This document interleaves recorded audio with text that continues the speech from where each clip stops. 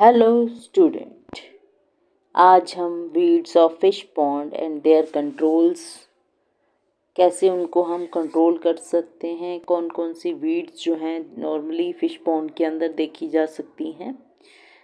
तो जो fish feeds होती हैं, चाहे वो कोई भी हो फ़िश पॉन्ड के अंदर या कोई भी एक्वेटिक स्ट्रक्चर के अंदर हमें वो दिख सकती हैं।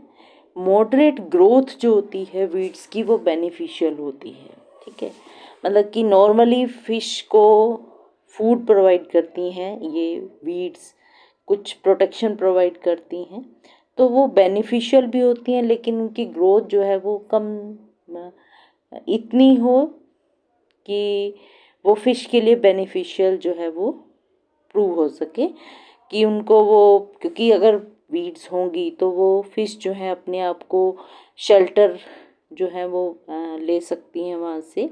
तो वीड जो हैं वो शेल्टर भी प्रोवाइड करती हैं फ़िश को, जब डे टाइम में जब सन रहता है, जब बहुत गर्मी होती है। और सेकंड, ऑक्सीजन देती हैं पॉन्ड वाटर के अंदर, क्योंकि वो कार्बन डाइऑक्साइड को टेकअप कर लेती हैं, फोटोसिंथेसिस करती हैं ड्यूरिंग डे टाइम में। तो दोनों चीज़ें, चाहे वो शेल्टर प्रोवाइड करें चाहे ऑक्सीजन को ऐड करें, तो उनकी जो एक, आप कह सकते हैं कि एक पर्टिकुलर लेवल तक जो है वो वीड्स जो है वो बेनिफिशियल रहती हैं।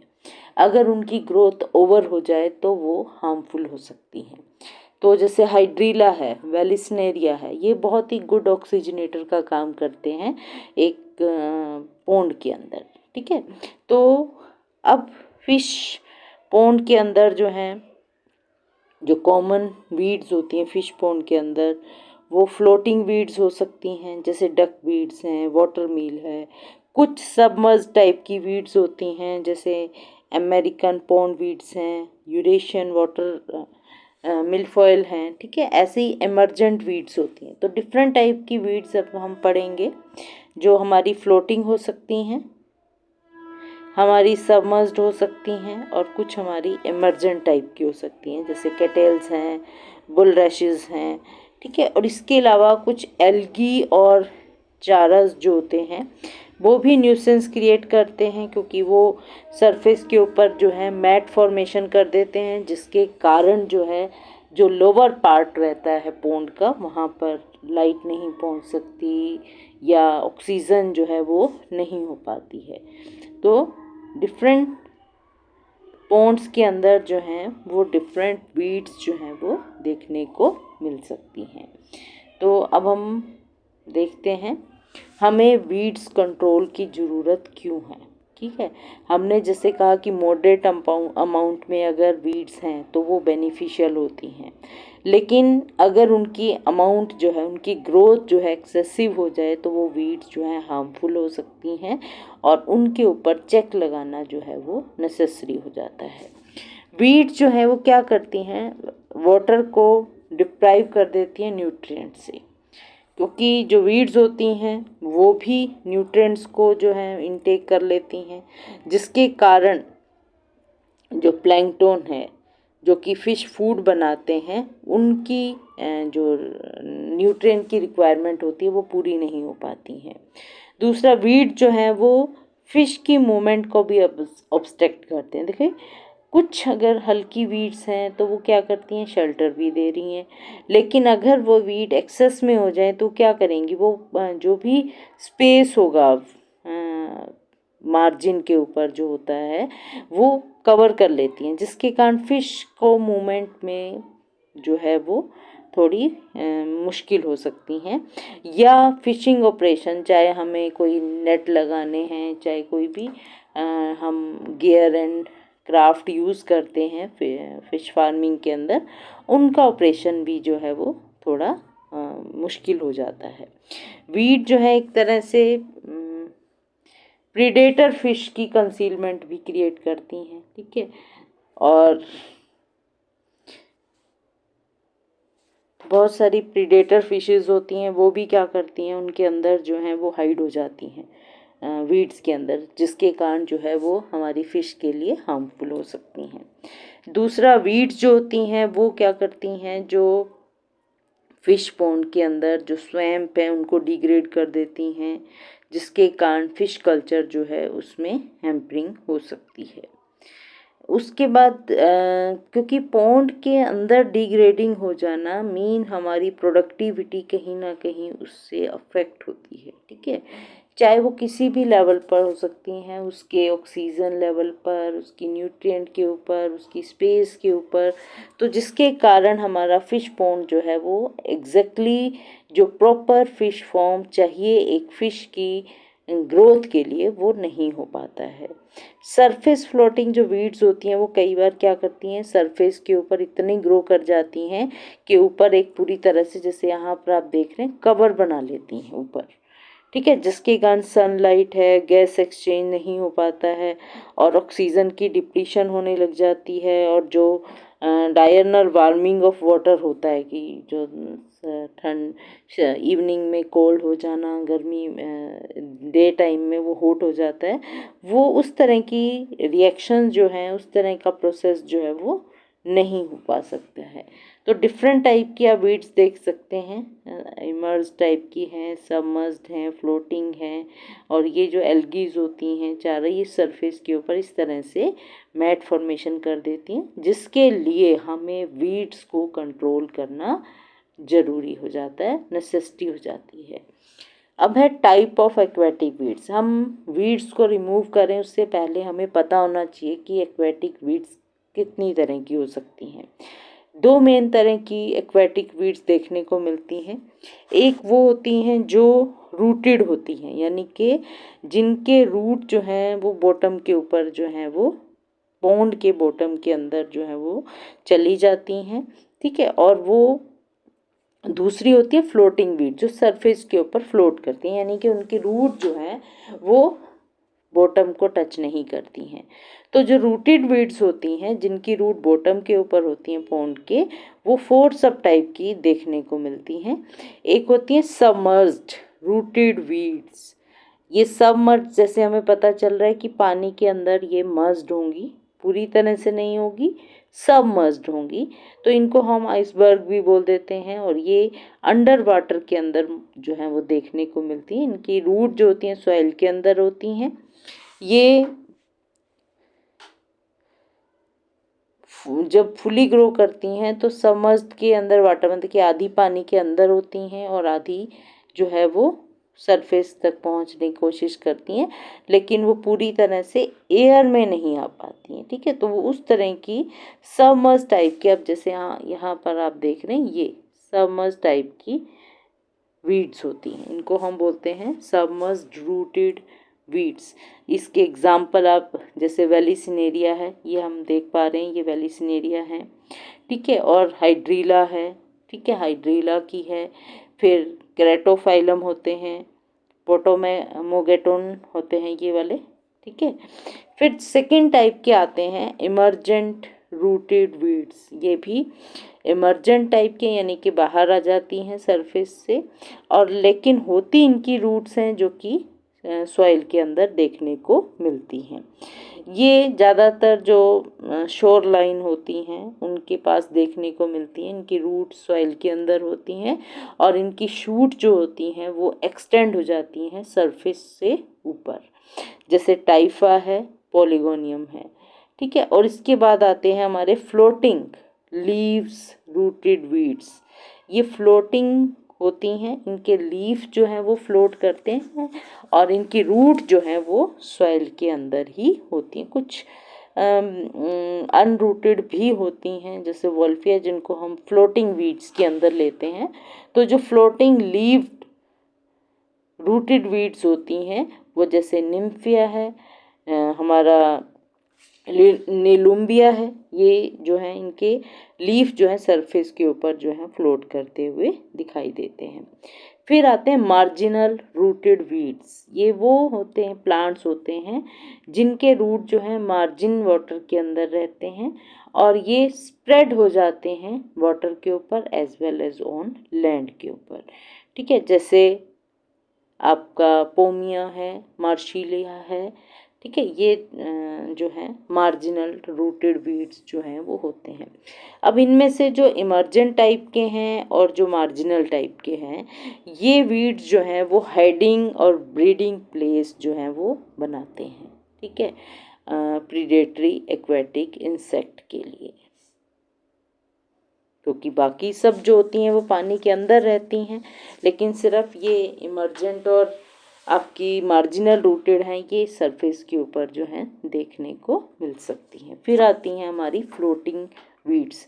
ये वो प्लांट्स होते हैं जिनकी रूट सॉइल के अंदर नहीं होती हैं और ये हमेशा पानी के ऊपर फ्लोट करती हुई दिखाई देती हैं। ये भी 3 सब टाइप की हो सकती हैं, और ये जैसे सरफेस फ्लोटिंग वीड्स हो सकती हैं, जो सरफेस के ऊपर फ्लोट करती रहती हैं और इनका एयर के साथ कांटेक्ट बना रहता है। ये फर्दर 2 टाइप की हो सकती हैं, विद रूट्स हो सकती हैं, जैसे कि लेमना में है, पिस्टिया में अंदर देखने, ये लेमना के अंदर देखते हैं। ठीक है, पिस्टा के अंदर देख सकते हो आप, पिस्टिया के अंदर देख सकते हो, इकोर्निया के अंदर आपको यही इस तरह की जो है रूटेड फ्लोटिंग वीड्स होती हैं ये। फिर अजोला है, उनके अंदर देख पा रहे हो। फिर आती हैं कुछ इन्हीं के अंदर होती हैं जिनकी रूट नहीं होती हैं, जैसे वॉल्फिया है। ठीक है, और फिर आती हैं सेकंड जो इसकी टाइप होती हैं वो होती है सबमर्ज्ड फ्लोटिंग वीड्स। ये वो प्लांट्स होते हैं जो पानी के अंदर जो है सबमर्ज्ड होते हैं लेकिन फ्लोट कर रहे होते हैं। ये भी 2 तरह के हो सकते हैं, लीफी प्लांट हो सकते हैं जिनकी लीफ जो है वो सरफेस के ऊपर फ्लोट कर रही होती हैं, जैसे आपका सेरेटोफाइलम है। दूसरी फिलामेंटस एल्गी हो सकती हैं, जैसे स्पाइरोगायरा है, क्लैडोफोरा है, उडिगोनियम है, पिथोफोरा है। ठीक है, ये जो होती हैं ये फिलामेंटस एल्गी होती हैं। ये क्या करती हैं, ये सरफेस के ऊपर जो है मास मतलब कि पूरी फैल जाती हैं, और इनको हम बोलते हैं हेयर वीड्स। बहुत पतली पतली होती हैं, और जिसके अंदर क्या होता है, एक तरह से नेटवर्क सा बन जाता है। फिश जो है इनके अंदर जो है ट्रैप हो जाती हैं और वो बाहर नहीं निकल पाती हैं और वो डाई हो जाती हैं। तो फिलामेंटस एल्गी जो है वो बहुत ही डेंजरस होती हैं अगर पोंड के अंदर ओवर ग्रोथ हो जाए। उसके बाद आती हैं आपके फाइटोप्लैंक्टन। फाइटोप्लैंक्टन जो होती हैं, ये फाइटोप्लैंक्टन माइक्रोस्कोपिक होते हैं, फ्लोटिंग होते हैं, जैसे डायटम्स हैं। ठीक है, ब्लू ग्रीन एल्गी है, ग्रीन फ्लैजिलेट्स होते हैं।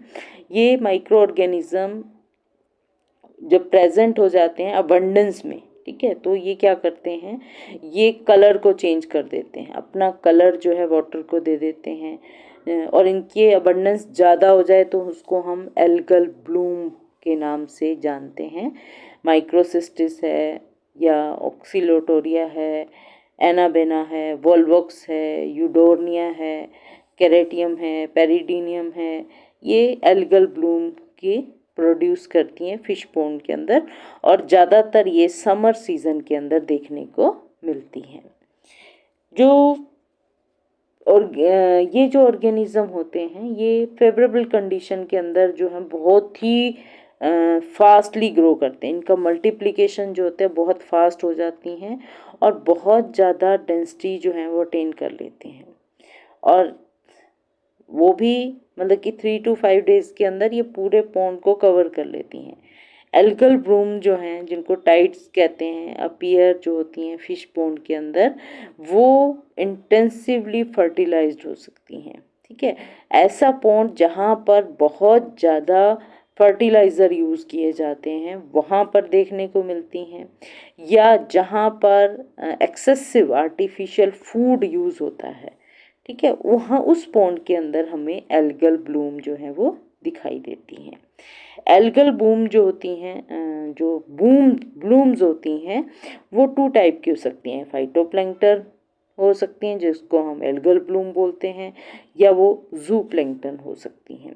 जो फाइटोप्लैंक्टन हैं वो क्या करती हैं, बहुत रैपिडली इंक्रीज करती हैं, और प्लांट लाइक प्लैंक्टन्स होते हैं ये, और ये जो फर्टिलाइज़र हैं या आर्टिफिशियल फूड है अगर वो बहुत ज़्यादा है, सनलाइट अवेलेबल है, तो बहुत फास्टली ग्रो करती हैं, जैसे डायटम्स हैं, एल्गी है। जो जू प्लैंक्टन्स होते हैं, ब्लूम्स होती हैं, वो रैपिडली इंक्रीज करती हैं, वो एनिमल लाइक प्लैंक्टन्स होते हैं, ठीक है। और ये फाइटोप्लैंक्टन की अबंडेंस जो है इनको ट्रिगर करती है। लार्वा ऑफ क्रस्टेशियंस हैं, क्रिल्स होती हैं जो बहुत जल्दी जल्दी ग्रो करती हैं। नॉर्मली हम देखते हैं जो भी ब्लूम्स हैं, चाहे वो फाइटोप्लैंक्टोनिक है, जू प्लैंक्टोनिक्स हैं, वो हार्मफुल होती हैं। एल्गल ब्लूम जो है वो ज़्यादा हार्मफुल होती हैं, क्योंकि ब्लू ग्रीन एल्गी जो है वो बहुत थिक ब्लूम्स जो हैं वो क्रिएट करती हैं, और इतनी थिक होती हैं सरफेस के ऊपर कि जिसके कारण जो है वो लाइट है, एक्सचेंज ऑफ गैसेस नहीं हो पाता है। और ये कुछ एक्स्ट्रा सेलुलर टॉक्सिन भी प्रोड्यूस करते हैं, और ये जो टॉक्सिन होते हैं वो क्या होता है कि जब फिशेस जो हैं उनको इनटेक कर लेती हैं, और वो फिश के अंदर जो हैं वो एक तो अनप्लेजेंट फ्लेवर दे देती हैं, ठीक है, फिश को, और जो भी कल्टीवेशन में हम यूज़ करते हैं। और कई बार सडन डेथ जो होती है एल्गल ब्लूम की, उसकी डिके से जो है फिश बहुत लार्ज नंबर में जो है उनका डेथ और डिके देखने को मिलता है। ये आप देख पा रहे हैं चारा है, ये भी बहुत फास्टली ग्रो करता है। प्लैंक्टोनिक एल्गी हैं, और ये जू प्लैंक्टोनिक एल्गी हैं। ये जू प्लैंक्टोन के अंदर आप देख रहे हैं ये क्रिल है, क्रिल फिशेस हैं, ठीक है, ये क्रस्टेशियन हैं। इनके लार्वा जो हैं जब बहुत ज़्यादा हो जाते हैं तो ये भी एक तरह से मैट सा क्रिएट कर देती हैं सरफेस के ऊपर। अब आता है इनके कंट्रोल, क्योंकि एक्सेस में होना बहुत ही हार्मफुल होता है हमारी फिश पॉन्ड के अंदर, तो उनका कंट्रोल करना बहुत ही नेसेसरी होता है। मॉडरेट ग्रोथ हम वीट की कह रहे हैं कि बहुत एसेंशियल है पॉन्ड की प्रोडक्टिविटी के लिए, लेकिन यही ग्रोथ अगर एक्सेस में हो जाए तो उनको कंट्रोल करना बहुत ज़रूरी है। हमारे पास 3 मेथड्स हैं जिनके द्वारा हम फिश वीड्स को कंट्रोल कर सकते हैं किसी भी फिश कल्चर पॉन्ड के अंदर। एक फिजिकल कंट्रोल होता है, जो कि फिजिकल कंट्रोल जो होता है कि हम फिजिकली वो काम करते हैं, ठीक है, और फिजिकली जब हम करते हैं तो वो इफ़ेक्टिव तो होता है, लेकिन वो बहुत ही शॉर्ट टाइम के लिए जो है वो इफ़ेक्टिव रहता है। जिसमें हम कर सकते हैं ड्रेनिंग ऑफ पॉन्ड कर सकते हैं। हम पॉन्ड को क्या करते हैं एकदम खाली कर देते हैं और उसको स्ट्रॉन्ग सन ड्राई कर देते हैं, ठीक है। समर सीज़न के अंदर उसको क्या करते हैं, पानी को निकाल दिया और उसको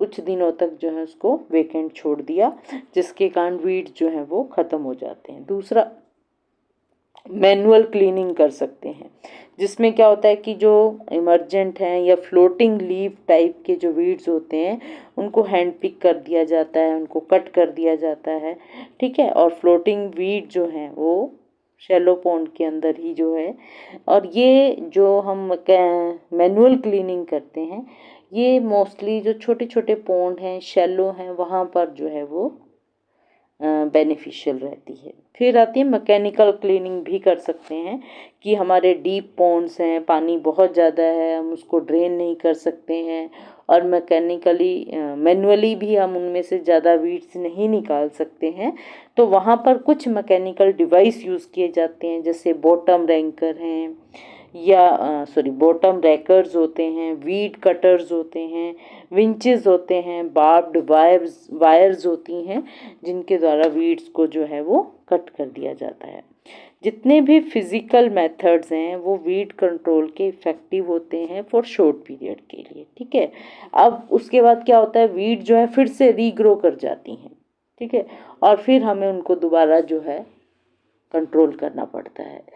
तो जब वीट बहुत ज़्यादा हो जाए तो उस केस में हम केमिकल मेथड भी यूज़ कर सकते हैं, जिसमें हम केमिकल जो कि वीड्स को डिस्ट्रॉय कर देते हैं उनको यूज़ करते हैं, जिनको हम हर्बिसाइड्स बोलते हैं, ठीक है। हर्बिसाइड जो होती हैं उनको केमिकल हैं जिनको द्वारा हम वीड्स को ख़त्म करते हैं, डिस्ट्रॉय कर देते हैं। जिसमें आप देखिए केमिकल है 2,4-D इफ़ेक्टिव होता है वाटर हाइसिंथ के लिए, जो लोटस हैं, सेजिस हैं, क्रीपर्स हैं, और ये क्या करते हैं, ये रीग्रोथ को भी प्रिवेंट कर देते हैं। तो हमारा लॉन्ग टाइम तक जो है पोंड